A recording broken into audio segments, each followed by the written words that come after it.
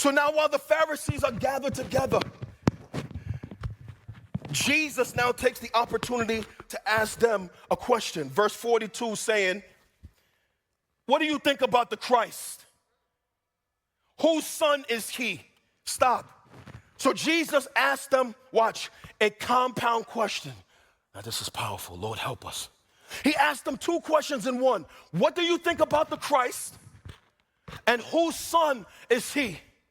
Family, this is one of the most important questions that the world will ever wrestle with in the history of humanity. What do you think about the Christ? And whose son is he? Hear me. There are people who are in false religions that have died and got this question wrong. And it has cost them their souls in eternity. All right, I'm going to go deeper.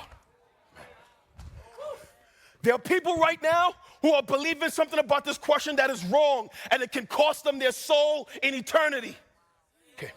There are people right now who have died and woke up on the other side of death and have gotten this question wrong. And family, hear me. You don't want to go to your funeral and get this question wrong. You don't want to come down to the end of your life and have this question wrong. You don't want to get down to the end of your church-going years and get this question wrong. Who is the Christ? Whose son is he? What do you think about the Christ? You don't want to get this question wrong. Too many people over the course of history have died and have gotten the answer to this question wrong. What do you think about the Christ? This is one of the most important questions any human being will ever get asked. And I feel the Spirit of God is asking someone right now under the sound of my voice, what do you think about the Christ? Is he worthy of your life? Is he worthy of your praise? Is he worthy of your surrender? Is he worthy of your church attendance? Is he worthy of your finances? What do you really think about your Christ? Your mouth, your attitude, your life already tells us what you really think about the Christ.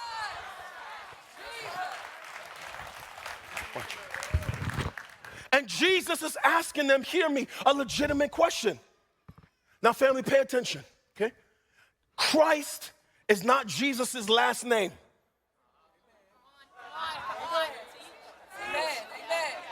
Okay.